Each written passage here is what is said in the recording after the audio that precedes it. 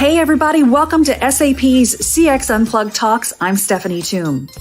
One common refrain in the business world right now is there's no standard definition for customer experience. But when it comes to what it means to practice the discipline of customer experience, there is a definition.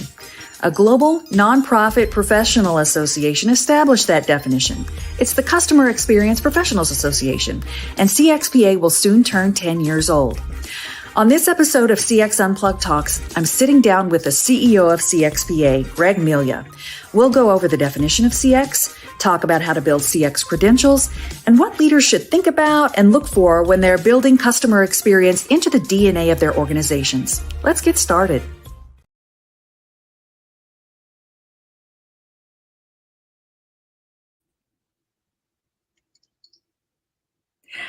Hey everybody, Stephanie Thum here, and I am so fortunate to be joined with Greg Melia. Hi, Greg. Greg is the CEO of the Customer Experience Professionals Association. We so appreciate you taking time for us today, Greg. It's a pleasure to be here, Stephanie. All right, so everybody heard the intro video, so let's dive right in and start at the beginning. But the beginning is party talk. CXPA is going to be 10 years old soon. So tell us a little bit about CXPA. What is it? How has it grown globally? And how it supports and nurtures the CX community? Share a little bit with us. Thanks, Stephanie. So CXPA is, of course, an acronym, the Customer Experience Professionals Association. And we are the professional society for people who lead CX programs at organizations, nonprofits, and other organizations around the world. So we were founded about 10 years ago. And we're really focused on CX, and we're focused on CX in four ways. We're focused on building community among CX leaders. We're focused on delivering CX content and curating that for the community. We're focused on helping CX professionals in their career. And we are really focused on building credibility for the CX movement. So speaking about credibility, we've grown to 60 global networks around the world, 4,000 CX practitioners and fans, 40,000 out on LinkedIn following us. Hello to all of you. And then probably our nearest and dearest folks, you amongst them, Stephanie, are CCXPs. We have 1,136 individuals who have earned and maintained the Certified Customer Experience Professional credential. But wow. The big key to what we do is to bring people together to be an independent voice that is by member, for member. All right, excellent. So full transparency, everyone, I am a founding member of CXPA, which is another reason why I'm so thrilled to be hosting this talk with Greg today. But tell us a little bit more, Greg, about CX. And, there's a common refrain in the business world that there's no standard definition of customer experience, but help us do a little bit of homework here. There is a definition. How does CXPA define customer experience? Yeah, well, Stephanie, as a founding member of CXPA, you know that term CX, we've done a lot of work to try to bring a lot of consistency to that. And the great thing is, if you do a Google search, you'll see about 60 million results for customer experience. But how do we make sure that people are talking about the right thing? How are we making sure that they're understanding that it's not just customer service, not just customer success? It's not just the idea of experience. So we got together a cross-section of CXPA members, and we asked them to come together on a consensus definition, an independent definition of customer experience. And this is what they came up with. Customer experience is the perception that customers have of an organization. One that is formed based on all interactions across all points, people, technology, over time. Excellent. Well, we know that CX is more important than ever before, and that presents new challenges for leaders to make sure that they're focused on customer experience and they're bringing the right talent to the table to focus on different things that customers need for their organizations, which you just hit on some of them. But talk to us a little bit about what leaders should be looking at and thinking about when it comes to getting the right people to the table to lead the CX work at their organizations. Yeah. So for the CEOs out there listening, a little advice for you. And first, thanks for tuning in. We appreciate that. Second, we want to say the CX success begins with you. And it begins with your empowerment of your employees to always take that focus on what's right for the customer and what delivers results for the organization as a result. So the first thing that we need is that senior leadership support for customer experience orientation. The second thing that we need is that somebody needs to lead this effort for the organization, and they need to lead that organization at a fairly senior level because they'll need to work as a change agent across all of the different elements. So whether it's bringing in the customer's perspective into design or into the sales process, into the delivery, even the packaging nowadays, when you're thinking about the way that people receive things during this COVID crisis, all the way through to the customer service and customer loyalty at the end. So you need to have somebody who understands that customer experience is about the design, the delivery, and the follow-up to your to what your company delivers. So you can find that person by looking at a CCXP. That's what that knowledge is about. It covers those different competencies areas. And the last thing that I think you really need to focus on is to make sure that that person is committed to being a catalyst. And when we say a catalyst, CX professionals may seem like they're superheroes, but they shouldn't have to do it all on their own.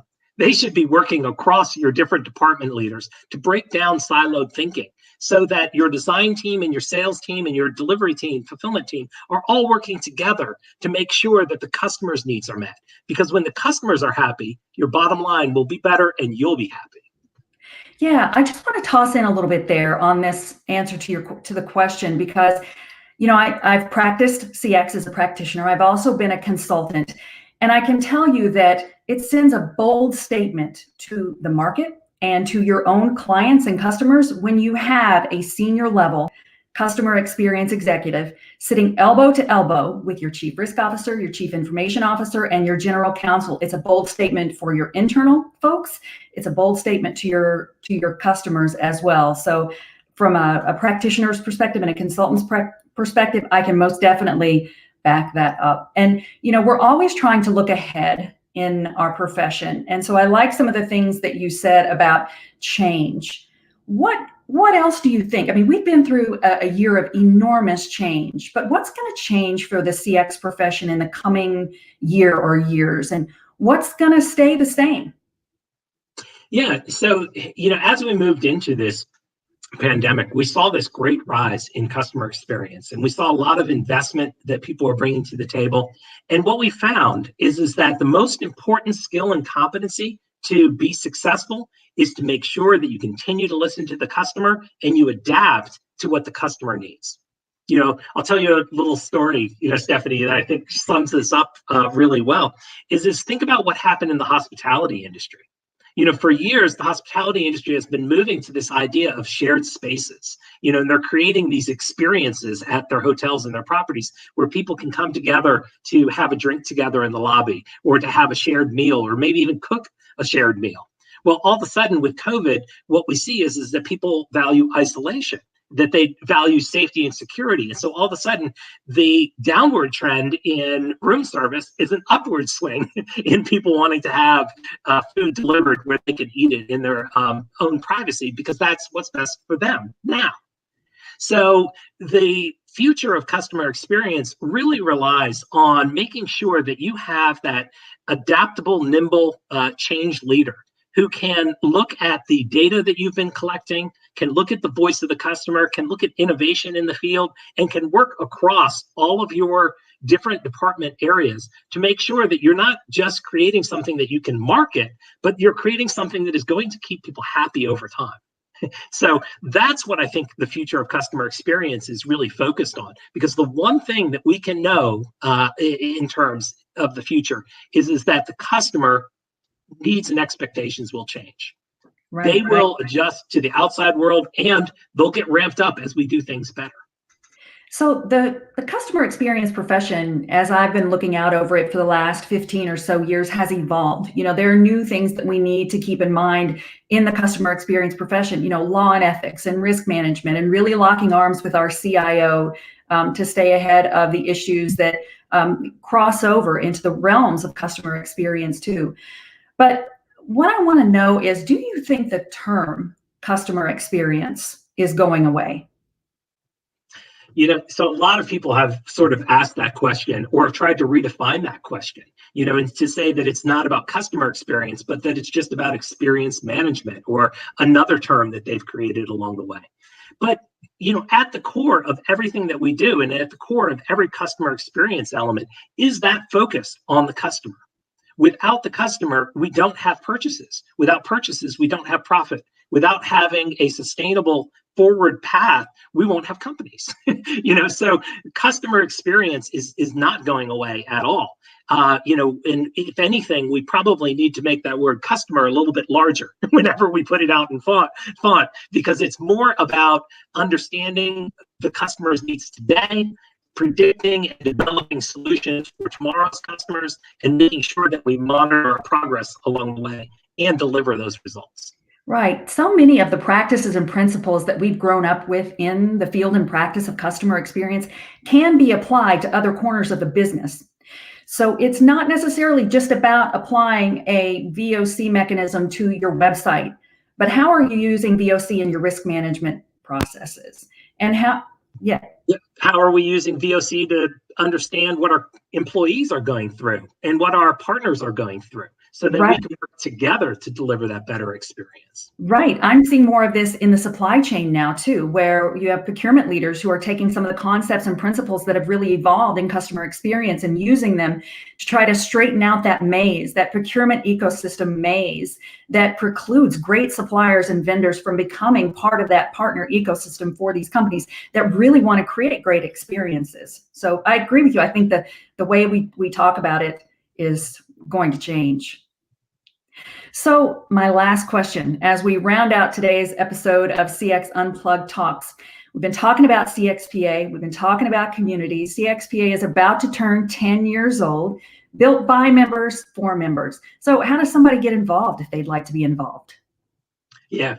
So the first step for you today is visit cxpa.org. And I'll also add, if this is your first step into CX, visit whatiscx.com.